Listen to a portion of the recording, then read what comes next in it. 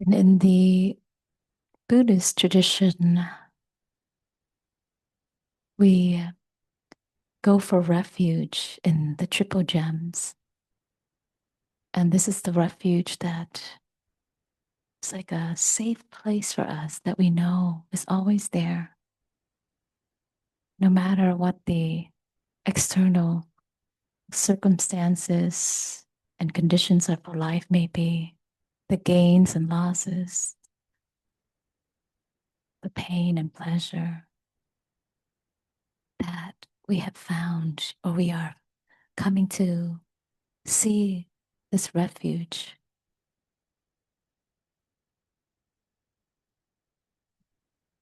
So, first,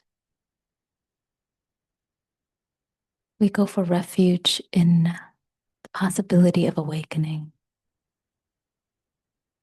The word Buddha means awakening.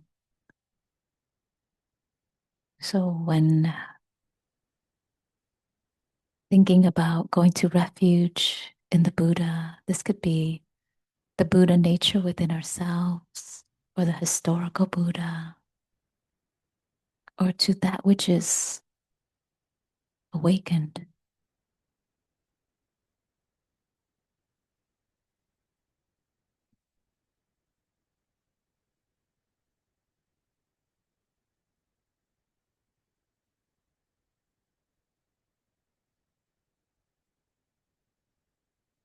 And then next, I go for refuge in the Dharma. The Dharma means the Buddhist teachings or the law of nature, the truth of how things really are. That in our own lived experiences, we can see it. We can see this truth. We're not asked to believe in something, but rather to see for yourself. Is this true for you?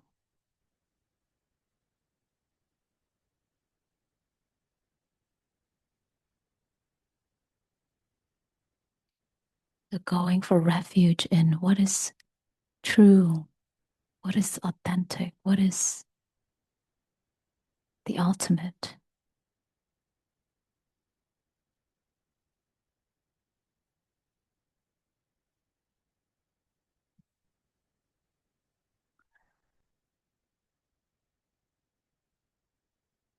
And then lastly, I go for refuge in the Sangha.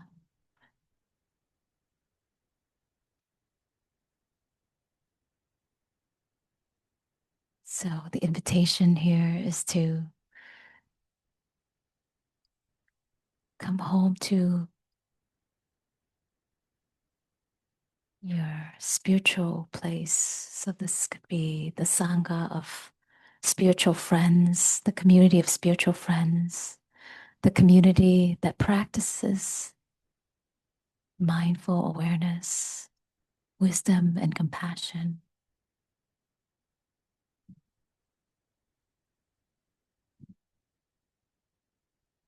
As we are all here today, taking refuge in Sangha,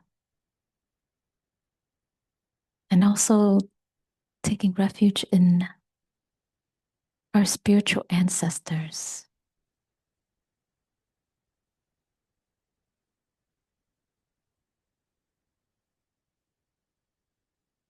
our teachers, our guides,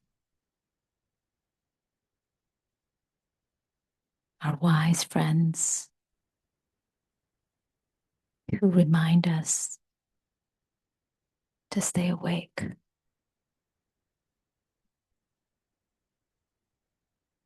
to come back onto the path, to remember the things that at times we forget.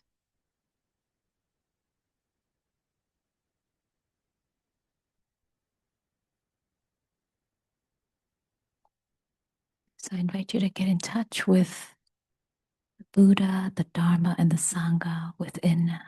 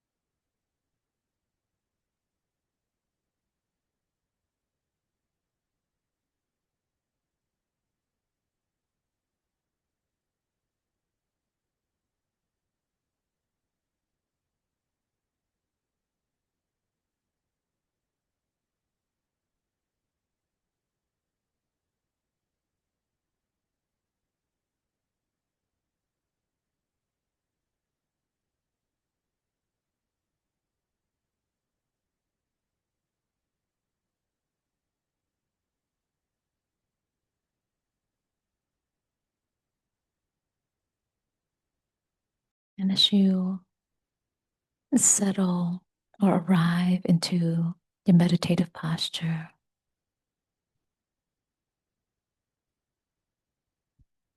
I invite you to tune into what's here for you now. How do you know that you are alive and here in this moment?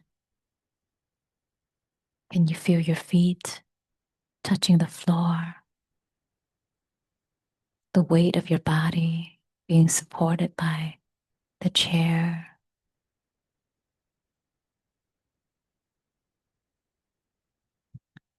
a pile of bones stacked neatly?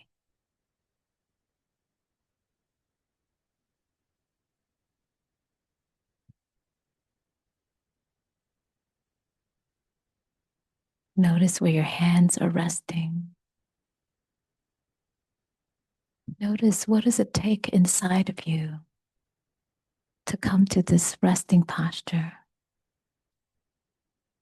a posture that could provide some sense of ease, some relief from tension, the tension of habitually holding up the posture to now softening, resting in your being.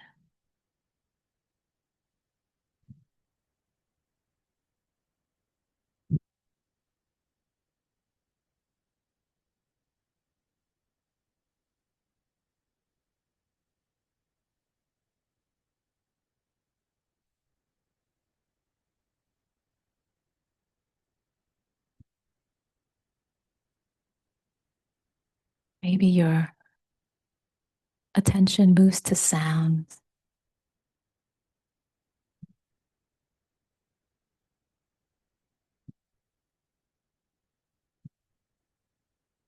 not placing any value judgment on sounds, simply allowing the ears to receive sounds.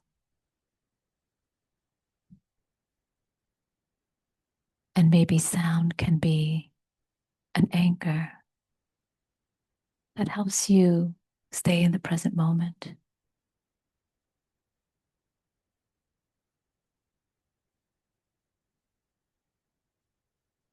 steadying the heart and mind and body.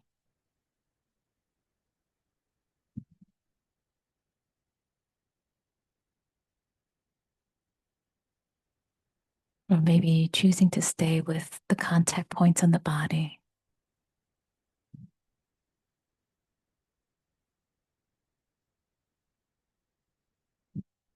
just simply knowing, clearly comprehending that there is a body or there is sounds.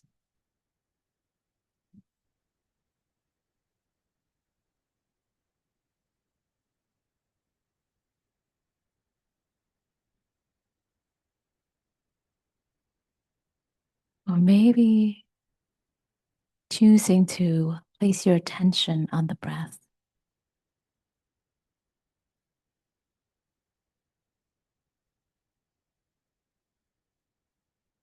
noticing the quality and the feel of the breath as it courses through the body.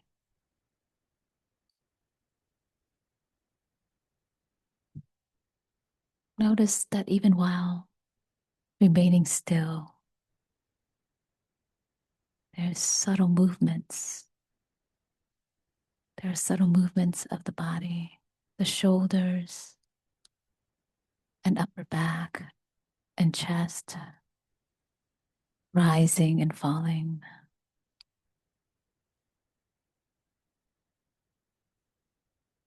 the belly expanding and contracting.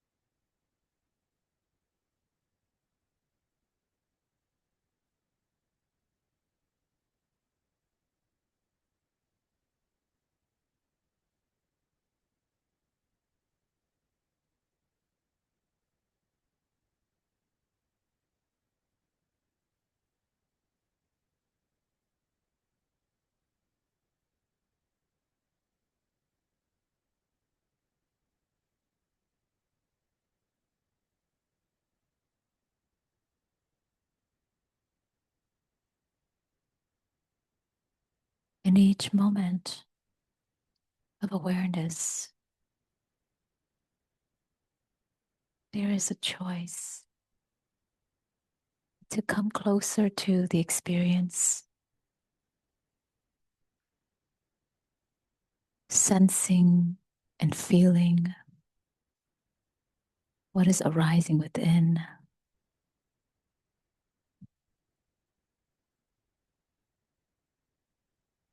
or to rest back and to capture the entirety of the experience.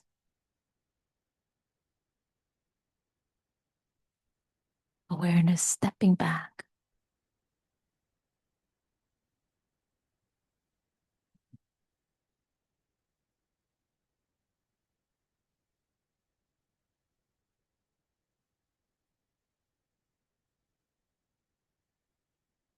to see what is happening without getting caught, without getting carried away by the train of thoughts,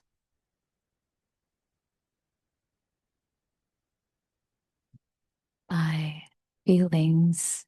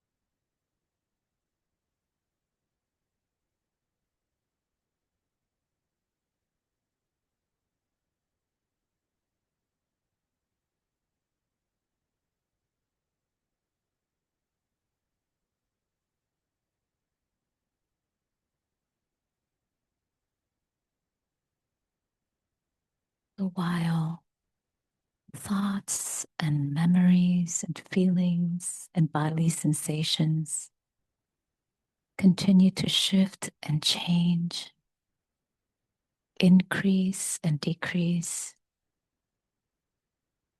awareness can remain steady and still, taking this in,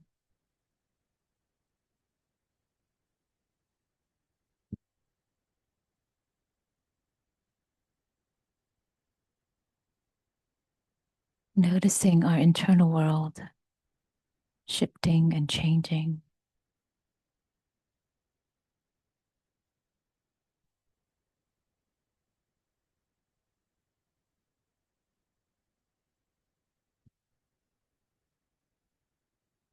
And what remains stable is this ability to not cling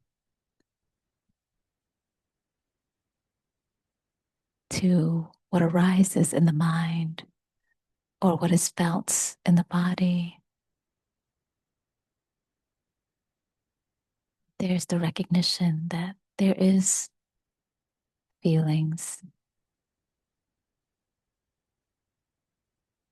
there is a bodily sensation, there is a thought.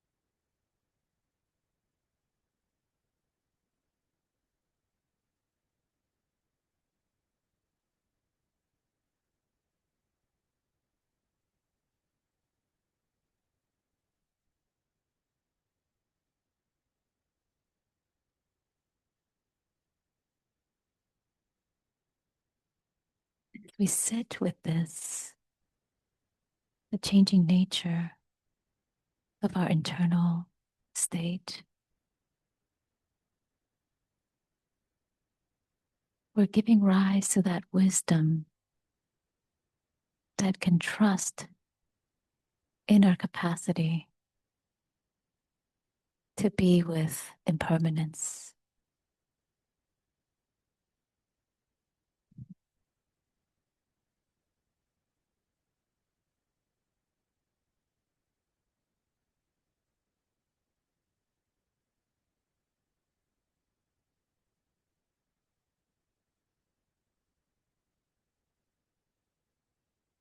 The impermanence that we can directly feel, sense, see, hear,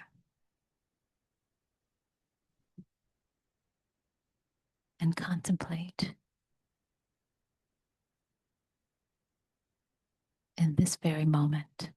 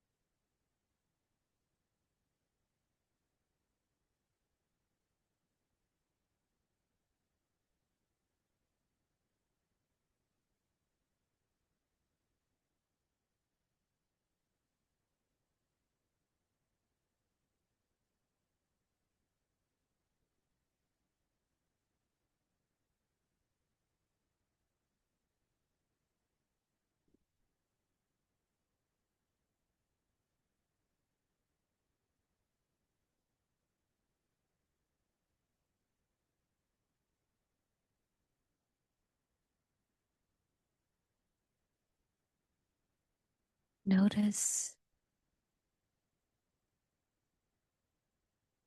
if there is a struggle to stay with your anchor.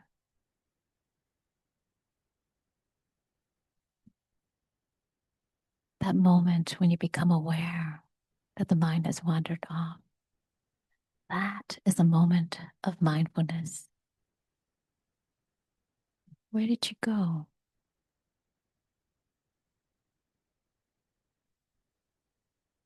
What did you cling to? What were you attached to?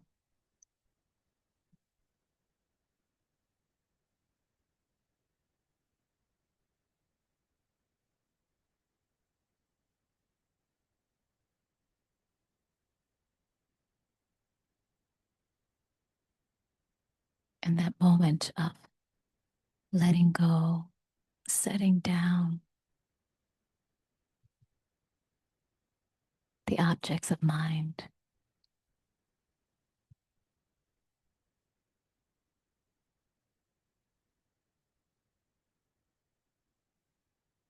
setting down the need to do something with what is uncomfortable or unpleasant.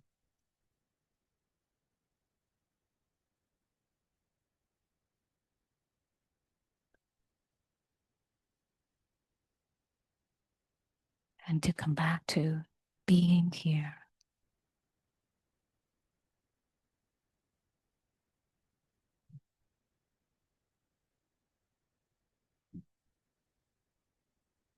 being in the state of non clinging.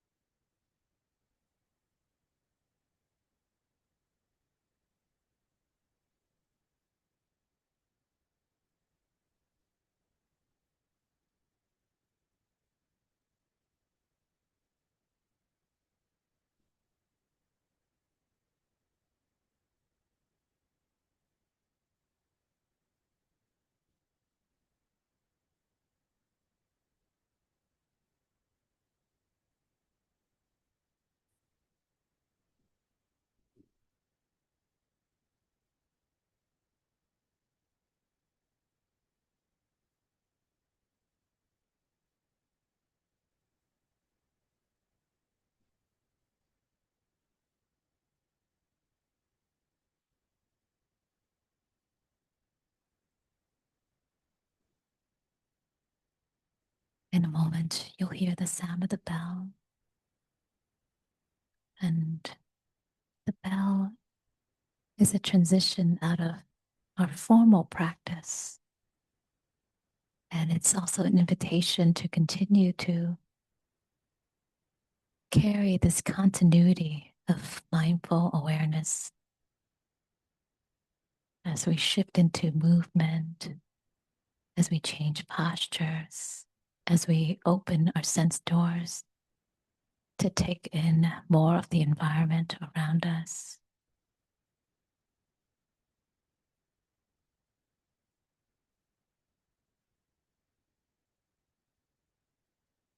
And to notice what stirs up agitation inside, and to also observe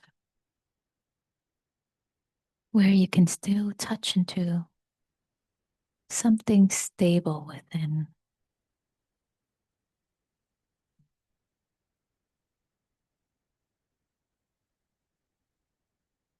Include everything inside of your practice.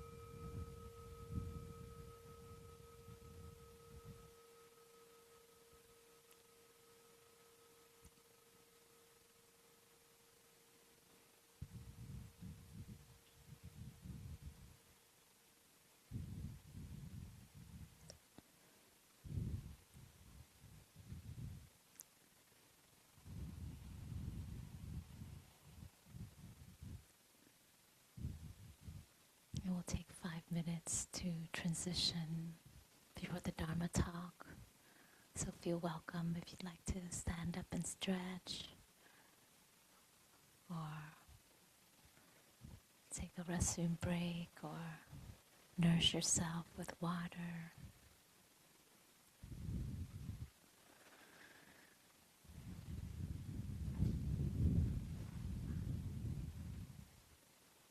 Or maybe choosing to continue, just rest here.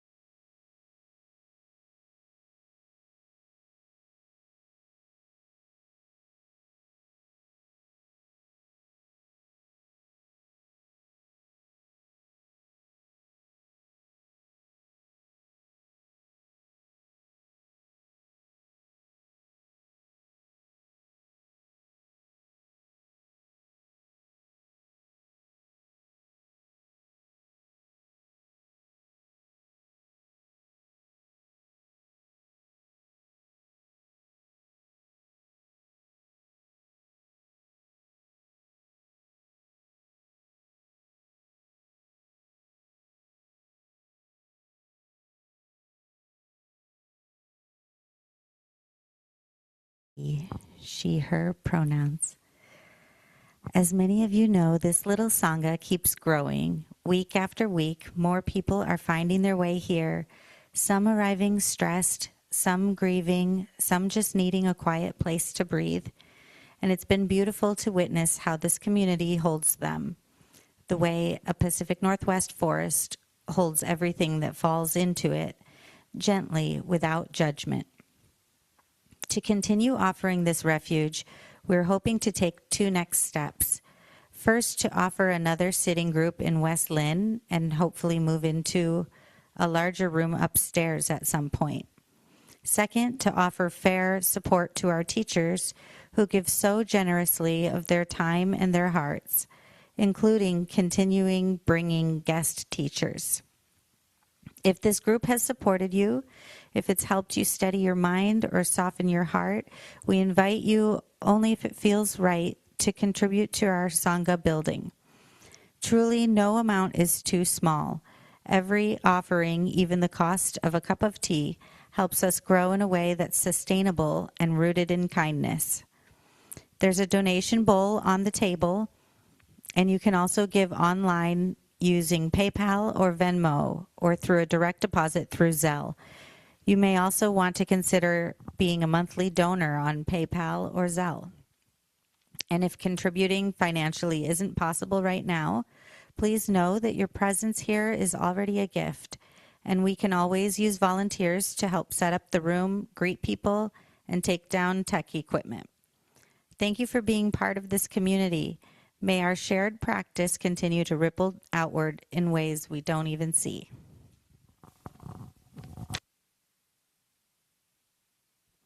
Thank you, Katie. Can you pass this out to everyone? There we go. Thank you. All right. In our the theme of our talk for today. Oh, welcome. You see a new face. I wanted to begin this talk with a chant as a part of stabilizing the heart and mind. I find that chants really help us to concentrate and also give rise to wholesome feelings within. And so for those of you online, I will share it on the screen.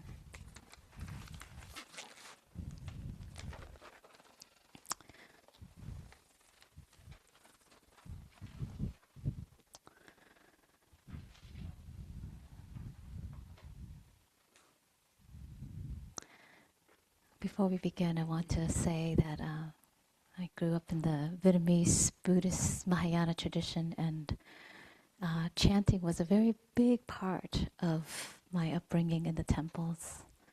And now, where my practice is, I see the value of chants and how, when we bring our body, mind, and our voice, and really concentrate on the words, it's a practice that help us access the deeper meditative state even before going into meditation.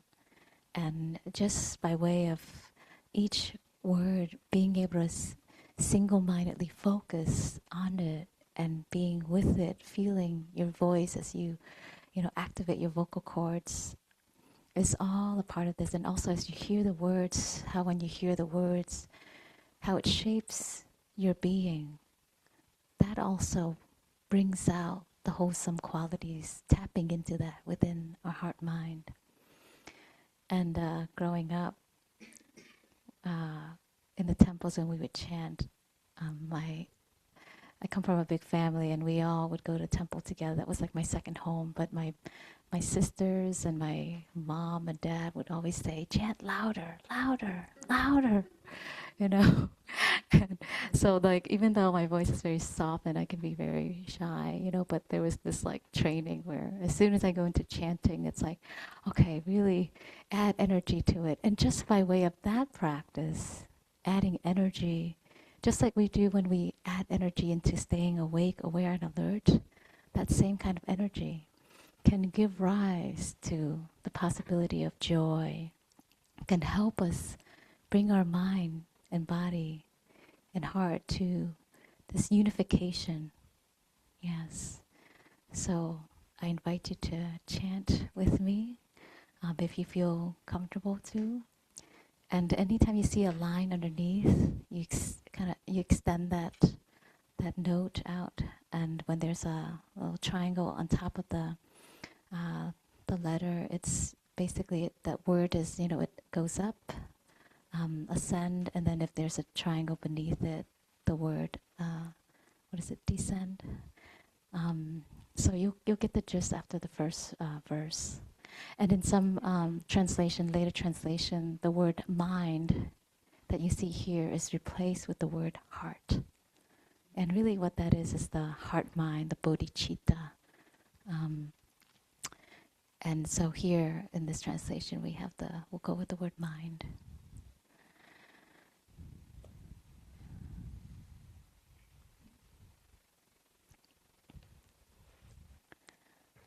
Now let us make the four boundless qualities shine forth. I will abide, pervading 1/4, with a mind imbued with loving kindness. Likewise the second, likewise the third, likewise the fourth. So above and below, around and everywhere, and to all as to myself.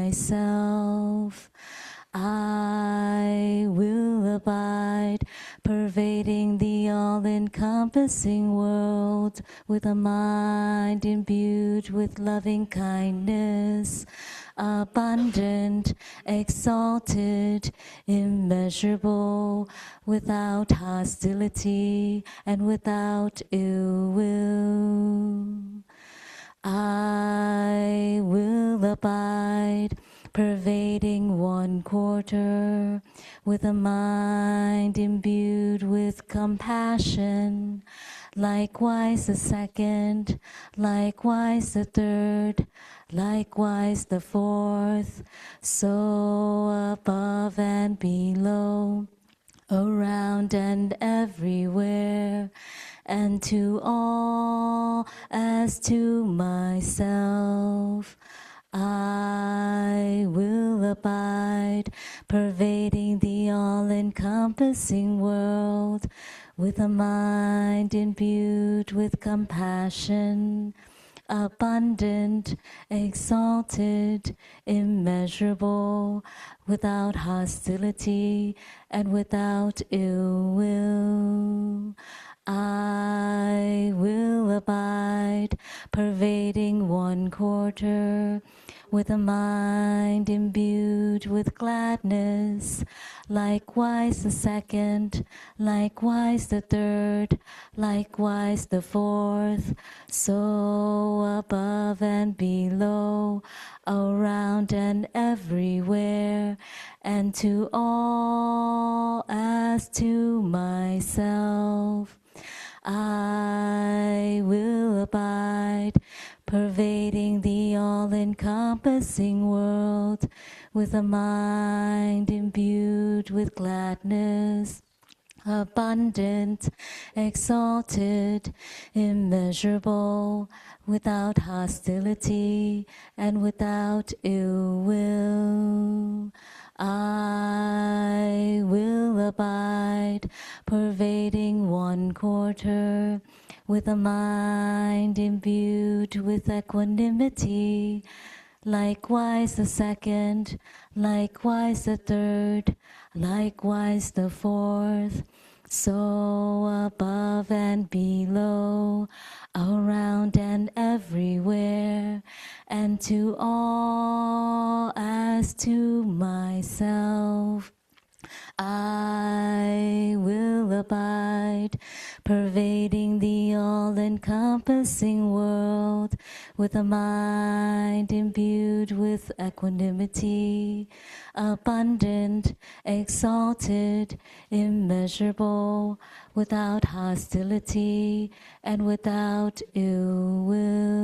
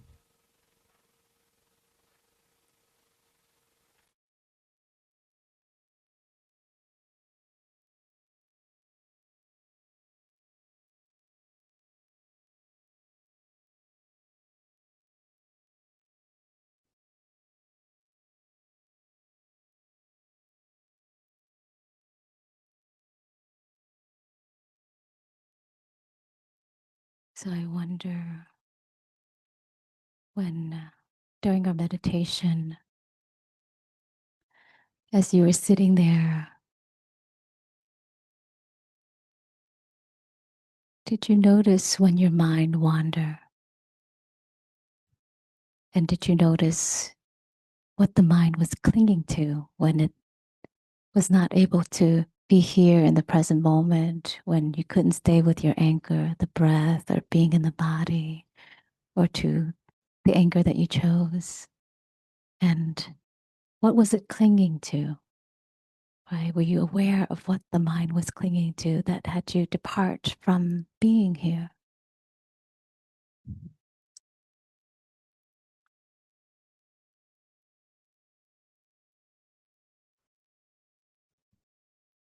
Maybe we'll take some shares, maybe just some quick shout outs. Did you notice what you were clinging to? What was the thing that pulled you away? Was it a to-do, an item on the to-do list, a conversation, a feeling tone, a sound? Margaret. Yeah. Well, yeah, thank you, Trina. I uh, I'm worrying about a friend of mine who is recently has been injured, and she's homebound for a while now, and I just have some concerns and worries about her. Yeah. Sorry to Yeah, hear that. yeah. Sorry, Margaret. Yeah. So I kind of um I feel like I want to help her, but it's hard to know how right now. So that's sort of weighing heavily, you know. Mm-hmm. So, Yeah. yeah. Yeah. Thank you. Thank you for sharing that. I'm sorry to hear about your friend Thank you. and the way that's weighing on your heart and mind. Mm. Yeah. Yeah. Yeah. So a worry, a concern for something, a problem we want to solve, right? Some way in which we want to. The self wants to come out into the world beyond this moment to carry out some plan or idea or project or solution.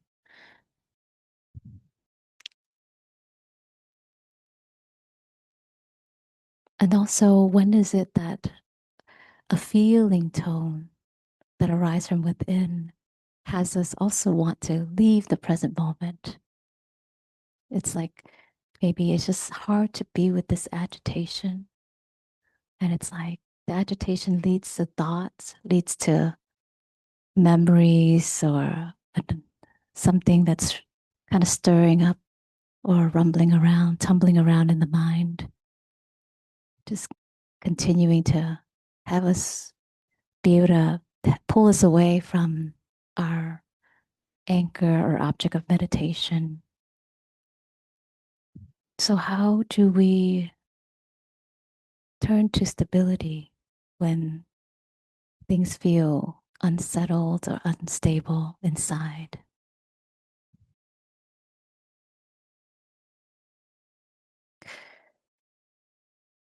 As I was reflecting on this topic, and I was thinking about just identifying, I started to identify agitation, because to get to being free from agitation, I had to get present to where there was agitation within. And so I was in even, the last number of days, I just was able to get in touch with the agitation, just from the stirring up of activities, conversation, movement throughout the day. And when there's a clinging to wanting this to be some other way, that's the part that pulls me out of actually being present to the agitation. And that's where the suffering comes in, the stress comes in. And so I reflect on, this way in which when our mind departs from the present moment, when we're not able to be here, what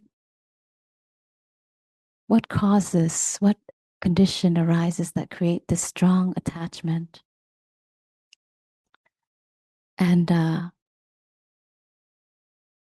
Buddha gave a talk, a really short teaching on this in one of the sutras around how to practice non-clinging. And he brings in this aspect about the 5 aggregates. And for those of you who are hearing this for the first time, the 5 aggregates are the 5 mental processes that make up the self. So that we take to be me, mine, I. And when we cling to these 5 aggregates, we experience that stress, that quality of attachment that leads to this unsettling, unstable feeling within, otherwise known as dukkha, or that unsatisfactoriness of this is not good enough. I want something else other than what's here now. And the 5 aggregates are body, feelings, perceptions, mental formations, and consciousness. So when we cling to our perception, when we cling to this body being a certain way, when we cling to objects of mind, concepts, beliefs, ideas, like as you're sitting and you notice when the mind gets pulled away, it's clinging to these things that creates this unsettling feeling, this perhaps agitation, stirring it up, right? And so I'm going to share part of the sutra. So the Buddha says, practitioners, I'm going to teach you a statement and its analysis. And he says, when a practitioner should investigate in such a way that their consciousness neither externally scattered or diffuse, nor internally positioned, they would, from lack of clinging, be unagitated. When their consciousness neither externally scattered and diffuse, nor internally positioned, from lack of clinging, they would be unagitated. And there is no seed for the conditions of future birth, aging, death, or stress. So the Buddha is inviting practitioners to investigate a way that consciousness is neither externally scattered nor internally positioned. So how we can investigate that to remain free from clinging.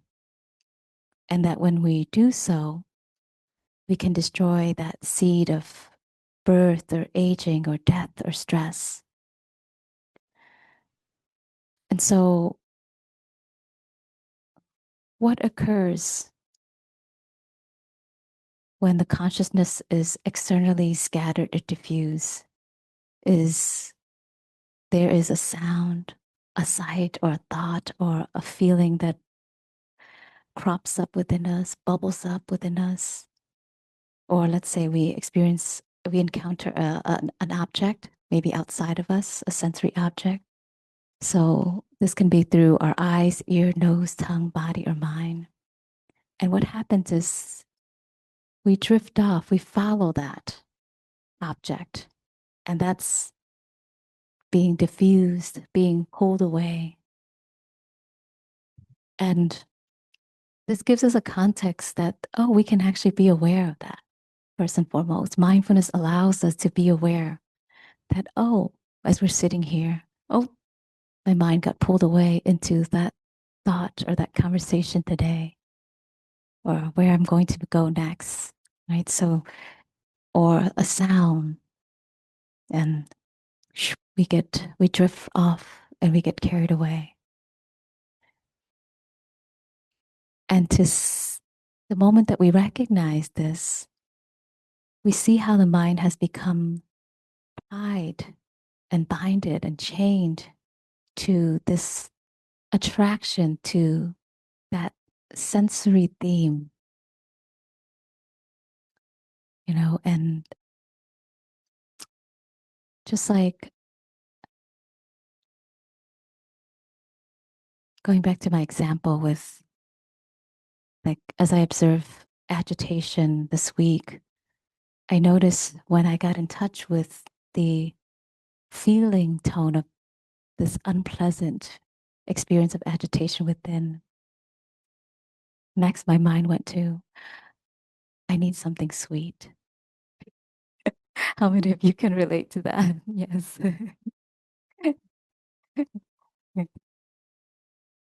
And so right there, it's now, the mind is being chained to this, attraction. I need to have something sweet. And then it leads into action, right? And how do we work with, not being tied or chained or tethered to an experience, but to be able to know the sensory experience and the sensory theme, and then to be able to stay a witness to it and to allow ourselves to receive the sensory input without getting so captivated and enthralled by it. So the practice of meditation is precisely that, where we, especially when we're sitting in a formal setting like this, where we come together, we allot a set amount of time to sit. There's no refrigerator nearby, no snack drawer nearby, right? Our phone is put away. It's the condition that help us to stay with the sensory experience, whether it's coming from internally or externally, and to be able to notice that sensory theme and not get attracted to it and not feed into it.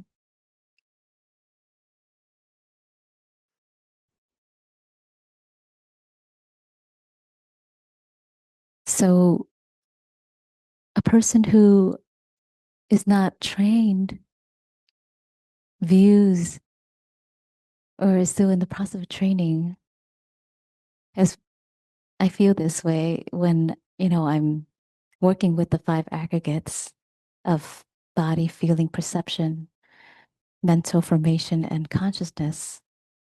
There is a way in which at times we don't see the aggregates, and we are that. We are the perception. We cling to that, or the craving arise, and there's just the response of the craving. And when we practice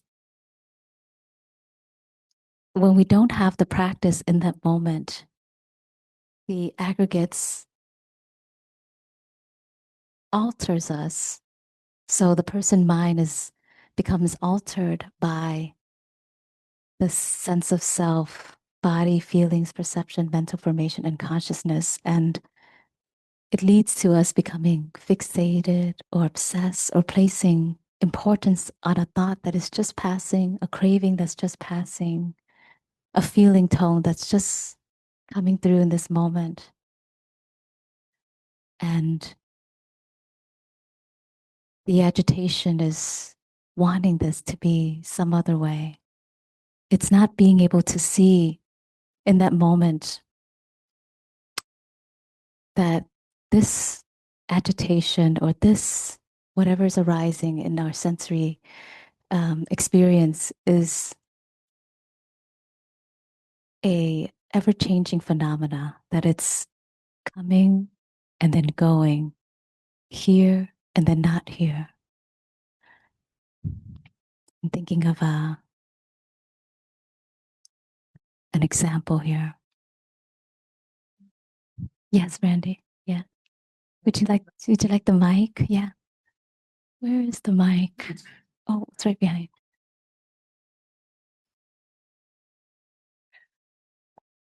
As you were speaking, I was thinking one thing that I've taught myself to do is speak either in the third person to create separateness of that. So Yeah. if I have that random thought of, oh, I want something sweet, or I'm hungry, or I'm thirsty, I remove the I'm. Yes. Oh, thirst is here. Yes. Oh, the fridge is talking to me. Whatever it might be, just removing that and using that in the third person is something that's been helpful for me. Yeah. In a small way. Yeah, I appreciate you saying that. That's a very skillful way to work with, being able to disidentify from identify to not be over-identified to that experience. And, in my journey of studying the Buddhist teachings, language becomes such a big part of, whether I'm in the role as a student or as a teacher, because each word that we use, we connect and relate to it in a certain way, and it shapes how we're being with the experience. So, like, hunger is arising in me, and I'm aware there's hunger here, right? Or thirst is arising. Oh, thirst. And just the recognition of that without I am thirsty, meaning I have to do something about this. And so that's a very direct and real example, or like when we're sitting and there's a scratch, right? Oh, itch or tingling sensation. And can we stay with this knowing, clearly comprehending that there is a sensation, and where is it located? And how does it feel right now? Can I be with this? Does it feel really that unpleasant? And do I have to do something about this? Can I just practice being with this sensation?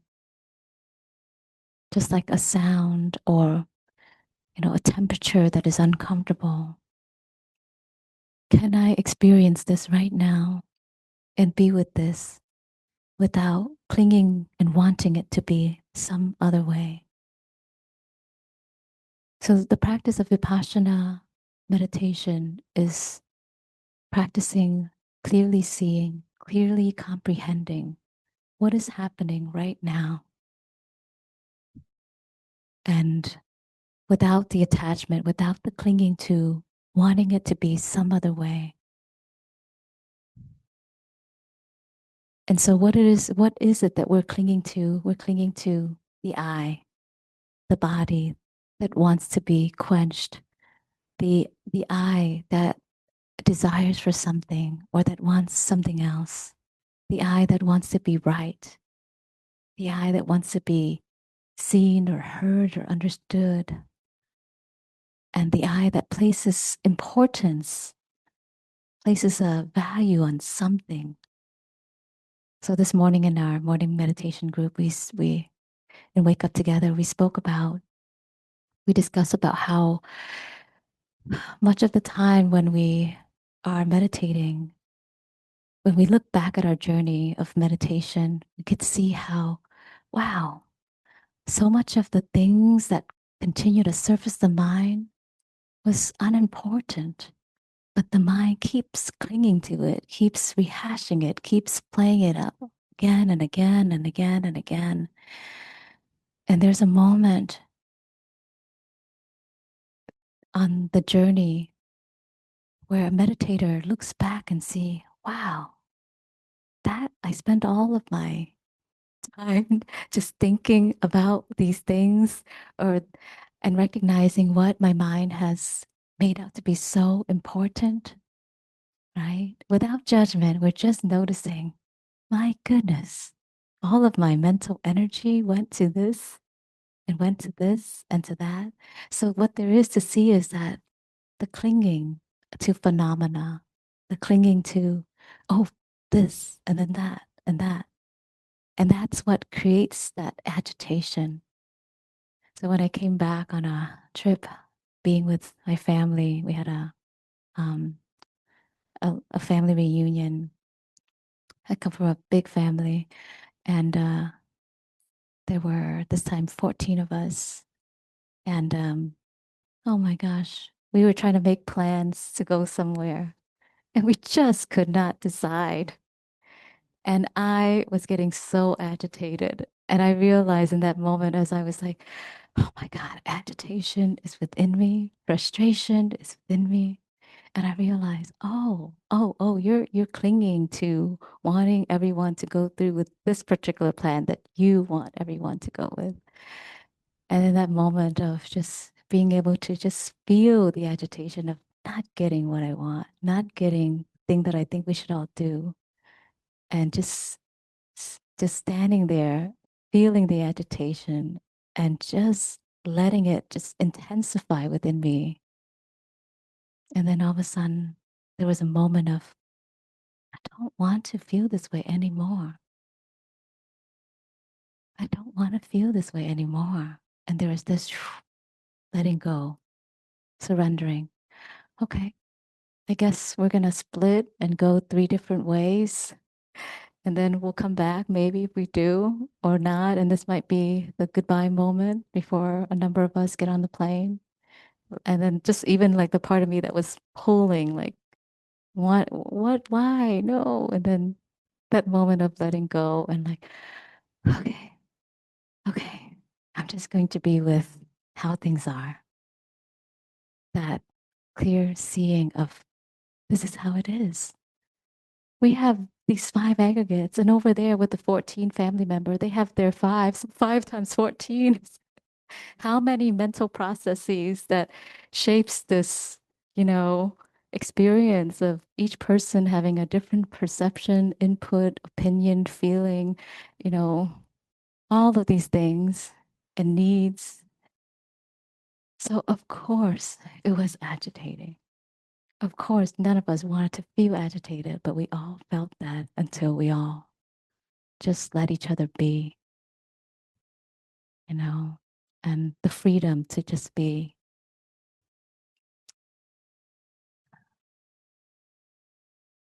So when we cling, Buddha talks about that as the clinging to the self, clinging to the 5 aggregates. And with mindfulness, we can practice seeing the aggregates as the aggregates. One of my students in the morning had a epiphany as she's been going through this navigating this difficult relationship, the challenges of this relationship in her life. And she spoke about this epiphany of one day her and the other person are there just, well, I think it's like this. And they were sharing their version of what happened. And she was just like, what? That's your version of what's happened? I see it differently. And she was about ready to go in there and correct what his perception was, she realized, oh, that's his perception. And this is my perception. And there was an awareness of the aggregate of perception, perception, perception. And just by being mindful of perception, mean that there wasn't a need to fight about what's right or wrong, what's true, what's real. Oh, perception, perception. No longer clinging to, I need to state what is true. I need to say something about this. Or I don't like what I'm hearing because it doesn't fit into my views, my seeing of this. And it can be such a subtle thing, but that moment when mindfulness is there, seeing the five aggregates for what they are, there's like poof, all of a sudden a letting go, a non-clinging that occurs that allows us to then come back and feel settled again.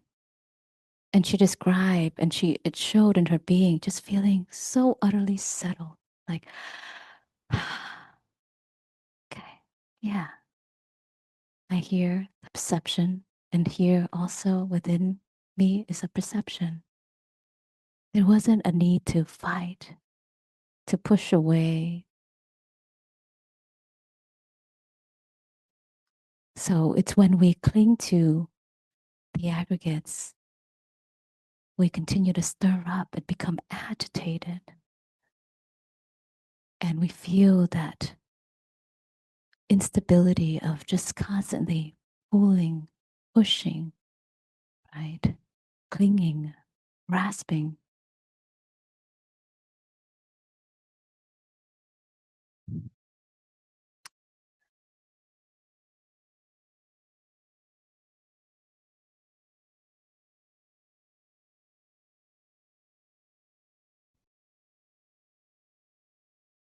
And so the core principles of the sutra, this is the sutra titled Udesa Vibhanga Sutta. This is in the Majjhima Nikaya 138.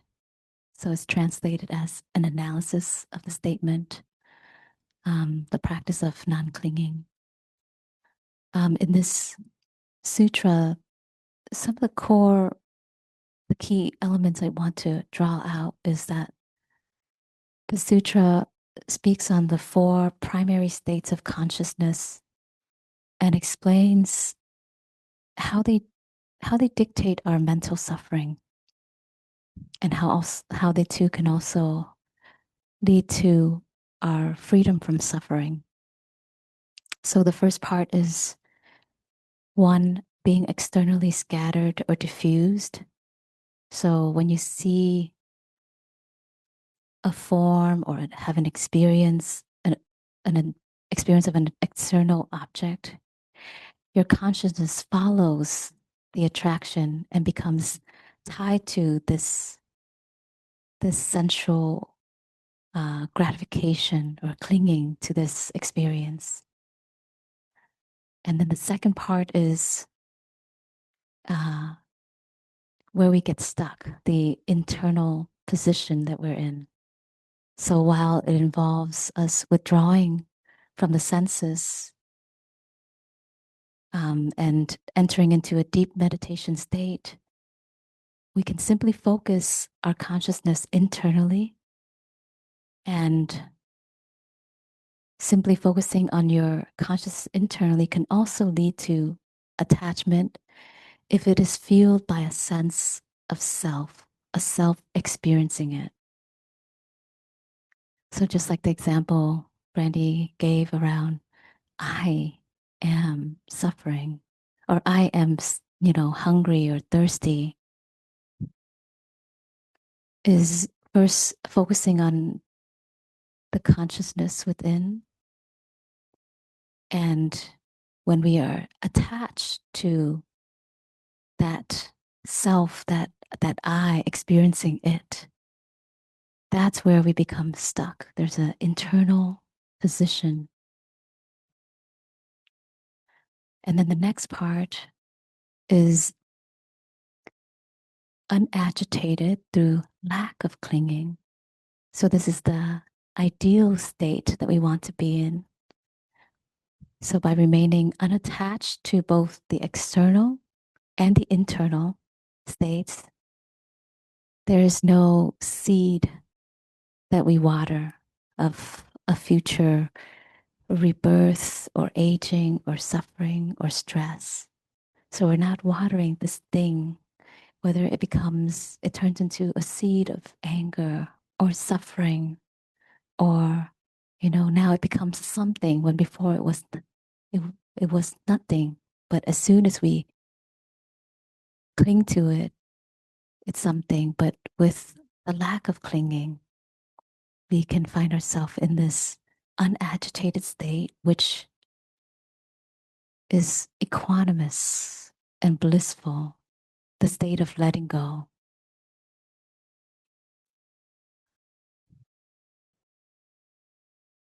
And then the fourth state is the non-dependent, non-perturbation, which means a practitioner reaches a state where they do not identify with consciousness, feelings, the physical form of the self. And the practitioner can witness these things fluctuate and change and observe impermanence, observe phenomena arising, passing away, observing sensations arising, passing away, observing thoughts, observing feeling tones, shifting and changing. And to be able to stay in that state of simply observing, clearly comprehending, oh, this is what's happening. Oh, it's like this. It's like this. Then the mind is not shaken. Then the mind is not agitated. Then the mind begins to stabilize and settle.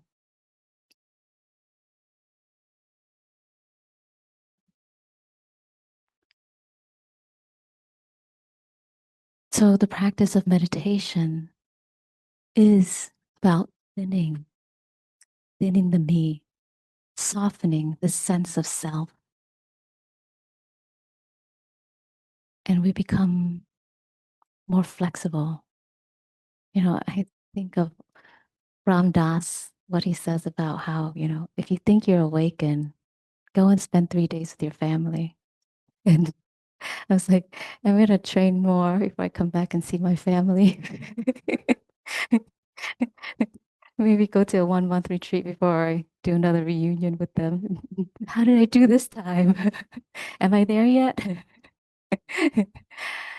um, and so we get to see how our ego gets attached and caught in things. And why we suffer is a result of clinging to the 5 aggregates. So I hope that this talk gave you an understanding of what it means to not cling and how it looks and feel like when we are clinging. And what is it within us that clings? And to be able to identify, oh, clinging to feeling or even pushing away is also a form of clinging. Rejecting it, avoiding, ignoring it is also a form of truly not letting it go, but just kind of pushing it to the side, which is, I don't want this to be here. I don't want to feel this way. That's clinging to it not being there. Yes. So we have some time for comments, reflections, questions, anything that is coming up for you around this topic, or even about your meditation practice and how to practice with these teachings. All is welcomed here. And for those of you in the room, you could raise your hand and the mic will be passed to you. And if, when you speak, bring the mic close to you like this. We notice when the mic is further away, it creates a static. So bring it close and close up, yeah, and pointing towards you. And then for those of you on Zoom, you can raise your virtual hand and I'll be able to call on you. All right.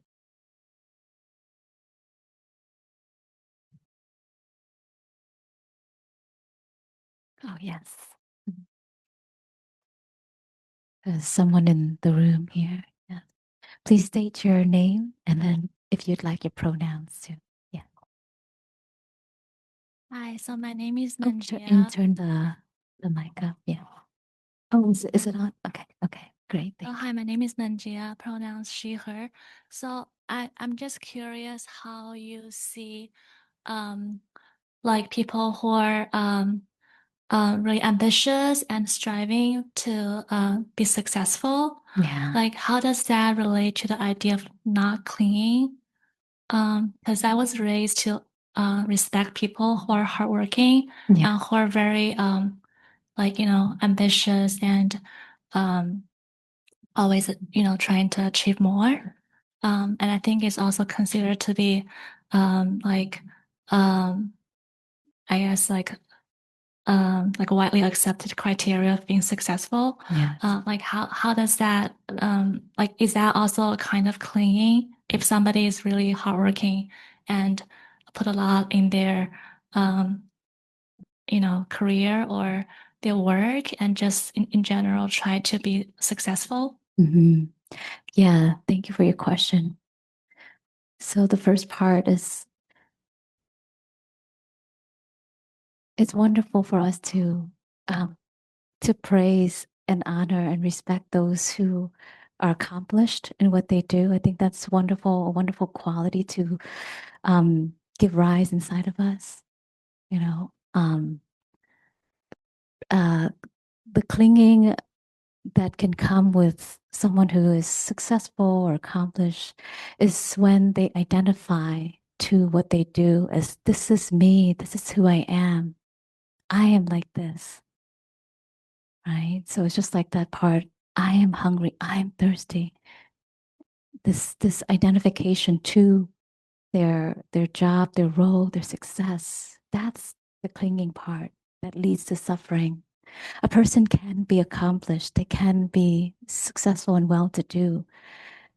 But what happens, we hear stories about this when a person, you know, face loss or loses that reputation and they are devastated.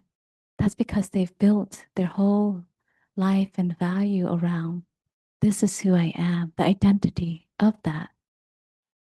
And there we can see directly how suffering comes from having identified so strongly to this is me, this is who I am like this. And then when one is no longer like that or have lost that job, lost that, you know, fame or reputation or praise, they don't feel like they are themselves because they have built themselves around that.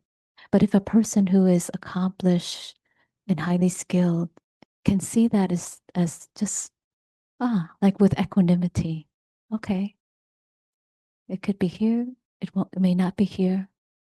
Right, today I'm doing this, but this is not who I am. Then then there is no clinging to self and identity there. Yes. And we practice to be able to see that through recognizing the impermanent nature of all things.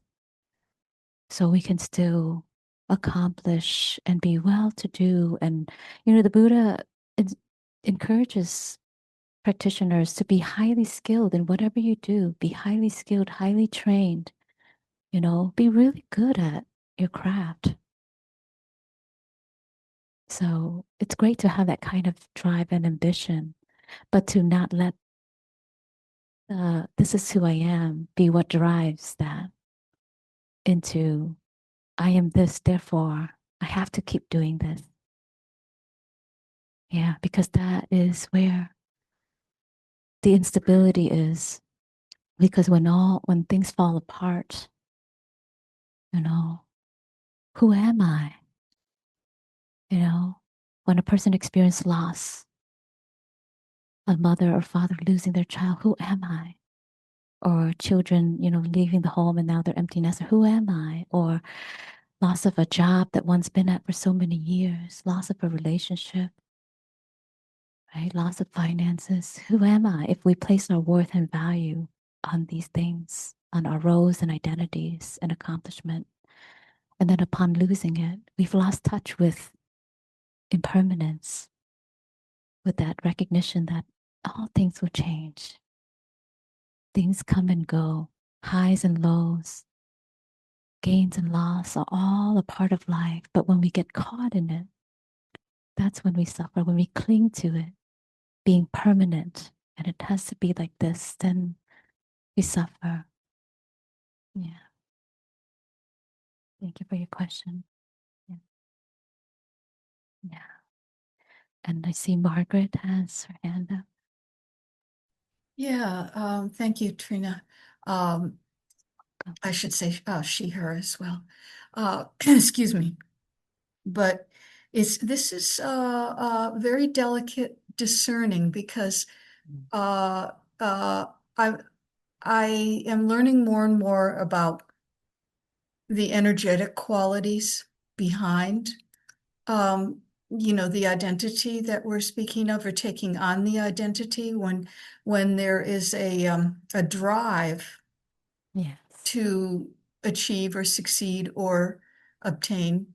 That's different from curiosity Yeah. and exploring and it's not to say any of it is bad or good, but it's one is is bound up with suffering and or distress or stress, and the other is not. And to be able to discern that takes time and close observation, and but it's a beautiful practice. So I guess I'll end there. Yeah. Margaret, I appreciate what you're saying. Yes, it takes great discernment. Mhm. And it's so subtle too. So Mhm. subtle because of our habit energy, we cling, we grasp on so quickly. And so as we strengthen in our practice of mindfulness, we can catch ourselves when the mind goes off and places importance on something. Ooh, I'm making that mean something about me. Or if I don't do that, who am I? Mhm. Who am I not? Mhm. Right? So, Mhm. yes. So it becomes so.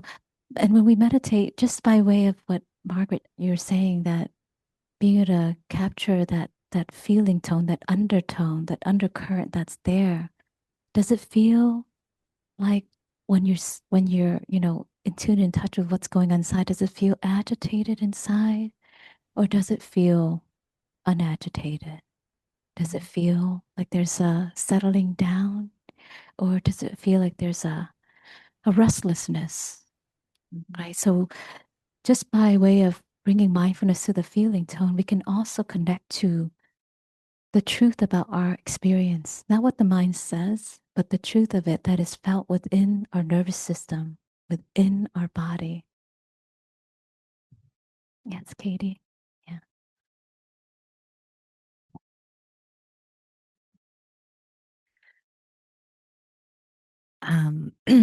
I have been really practicing to notice when my mind wanders for a long, many years.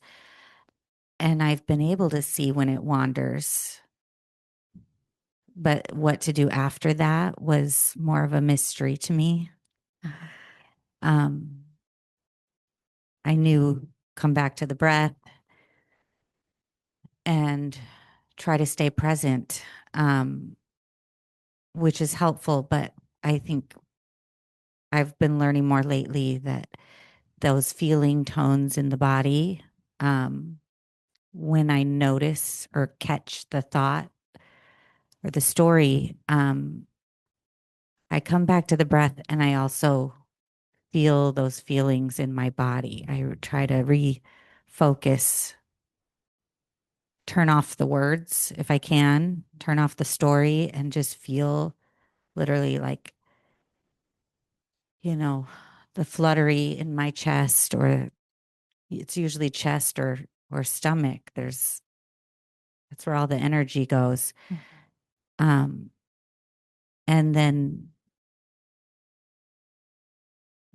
after the first time of realizing I could do that, and then I could stay focused on it until it went away or it moved or just like very subtly changed. And then it's just the longer I could sit with that, just the feelings, I could see the impermanence of it, and that the thoughts are so much less powerful when you can just feel the feelings that the thoughts are creating. So I just wanted to share that. Thank you. Thank you so much. Katie is speaking about the practice of mindfulness of the Vedana, mindfulness of feeling tone. So directing and placing attention on that feeling tone, that undercurrent, which the Buddha put into 3 categories for us to identify. Is it pleasant? Is it unpleasant? Or is it neither pleasant or unpleasant? And why we don't go further to that is as soon as we go into describing it, we just get consumed by that feeling tone, right? Yes, some laughter here in the room. We get consumed. I remember when I was teaching meditation at the beginning, I had asked someone on Zoom, how did that feel like inside? And the person went and described, it's like this sharp pain in my throat and then in my chest. It's like, and they went in, they were so descriptive and living it out. And what I meant was it pleasant, unpleasant, or neither?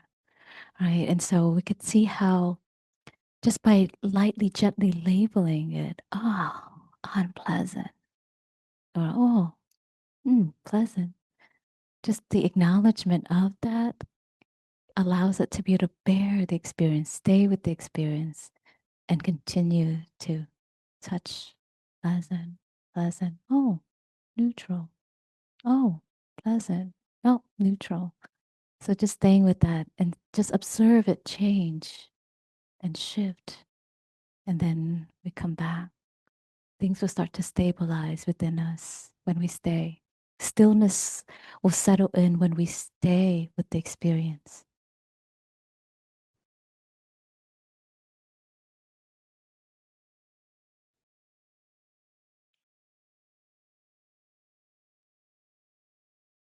Yes. Please state your name and Hi, I'm Tabitha, Tabitha. she, her. So I'm trying to connect the dots with an unpleasant experience that happens to me a lot called road rage. Oh. I lived in the East Coast for a long time. And so, like, I'm kind of in an abstract way hearing what's said and trying to make sense of how I can get an actionable strategy about this. Like, maybe I could think about, okay, what does it mean to me to be a better driver than they are? Or That's a good one. Yeah. what does it mean to me to get to this place that is progressing my life or whatever? But I feel like in the moment, that's too much thinking. Yes. And so, yeah. Yes. like, what do you suggest? Or if you don't have one, that's okay. Yeah, I can identify with that, with having had, some ounce of impatience when I would be driving through Chicago traffic, and then I became that driver that other people would get mad at. And you you really nailed it when you said the first part of, what does this mean about me? But to simply experience the strong sense of the strong sense of self in that moment of I want things to be some other way. I feel that people should be driving a certain way, that there's a attachment to wanting people to be a certain way or drive a certain way or to do a certain thing. And there's this I that has this belief, this view, this opinion that it should be some way. And that in that moment, when anger arises, this anger is attached to wanting something or not wanting something, right? I don't know, does that help to connect to that in the moment? Yeah. Yeah, you're welcome. Yeah. For me, it's like, it's seeing myself want to assert myself, like as I'm somebody who took on this role of wanting to direct traffic, and seeing, wait a minute, this is none of my business. And then that recognition allows me to step back, just be an observer and participant in this, rather than be someone who is somehow above this, looking, you know, down at, everyone, like like as if it's my road, But um, one of my ways of practice with like changing my level of patience with traffic and people is when someone is, driving in a reckless way. I think to myself, I take on this view. Maybe there's someone in the car who's getting ready to go into labor. I need to clear the way so they can go. So that's my way of taking on, oh, go, go, go. Please, please go. Please go. Yes, yes, go. And that helps me free myself from judging and thinking that they should be some other way because I don't know what's going on with them. And I hope that when I'm rushing to somewhere that somehow everyone would know that and clear the way for me, right? So and all the lights would be green. So in that way, it's like a meta practice, a loving kindness practice, a well-wishing practice of, please, you must be, on your way to something important. Please go. And that shift my whole relationship with people, cutting me off or driving really fast. Yeah. So that has helped a lot through the years. Yeah. So in that moment when I'm like about to go into that state of getting irritated or annoyed with traffic, then it's like, oh, please go. And then I let go of clinging to them, needing to behave or drive in any way. Yeah. I hope that helps. So always a little humor sometimes can kind of, diffuse the anger, right? And the frustration. Yeah. And every time I think of it, it just makes me laugh. Like the fact that I thought of this example of someone going into labor. It works every time. Yeah, every time. Any other shares, reflections, or questions or comments?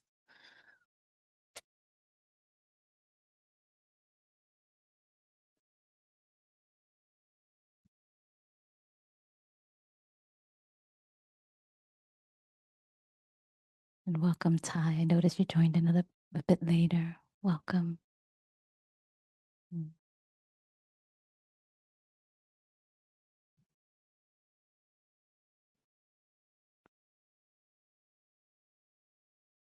So there's some short announcements. There's a retreat that will happen here on July 11th. It'll be from 10 to about 3 p.m. So it will be a day of practicing mindfulness, and I will be sharing some practices on how to cultivate mindfulness.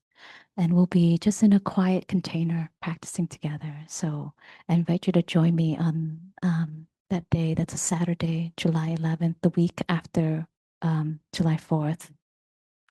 And if you have not signed up for the newsletter is where you can stay up to date with all of our offering, who's teaching next, what's the talk topic, and our upcoming and future offerings, and the guest teachers that we often have here.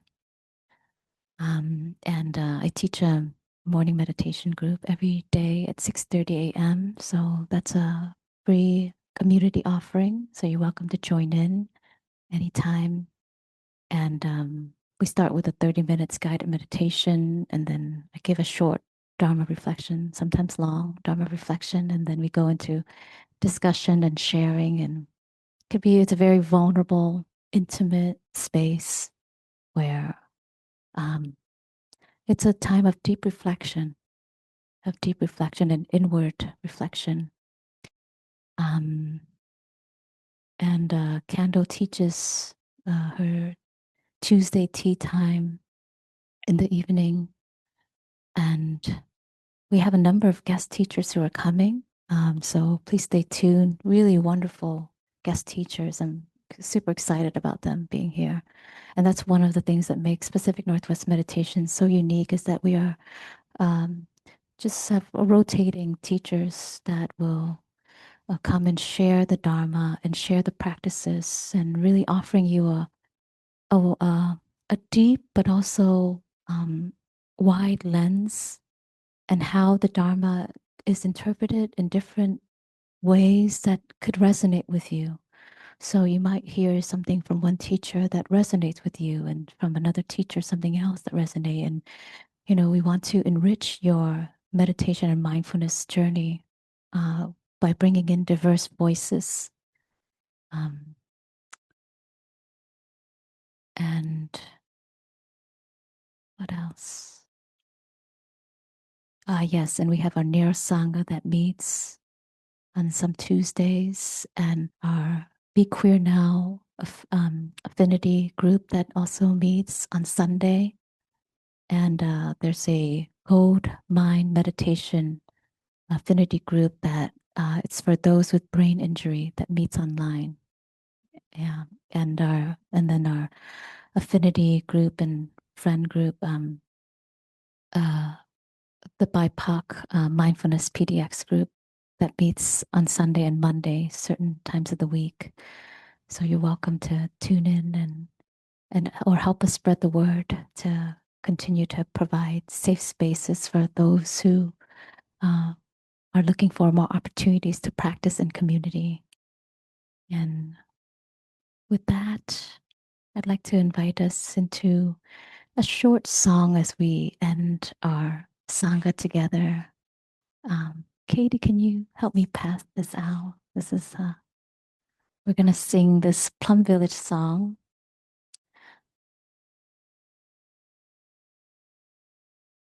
Oh, here, you could, if we don't have enough, I have, well, one more here. Yeah.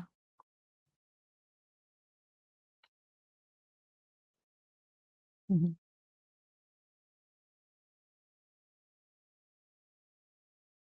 Right. Is it this? All right. Oh,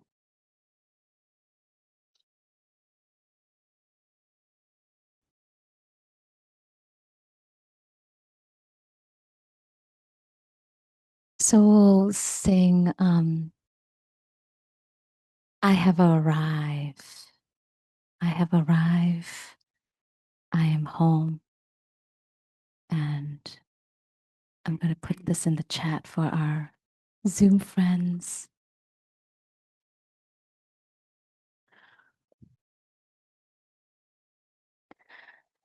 I have arrived. I am home in the here and in the now. I have arrived. I am home in the here and in the now. I am solid. I am free. I am solid. I am free. In the ultimate I dwell. In the ultimate I dwell. Please join me for 3 sounds of the bell.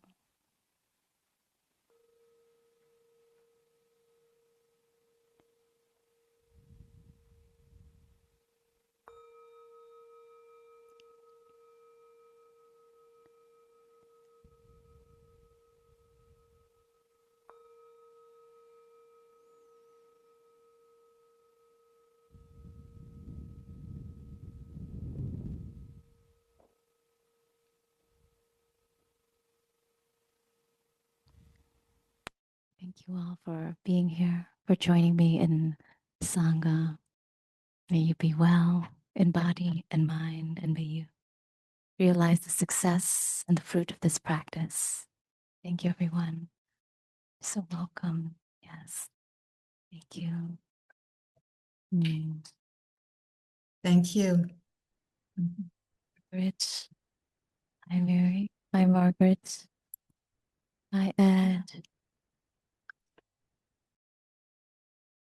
Ready for takeoff.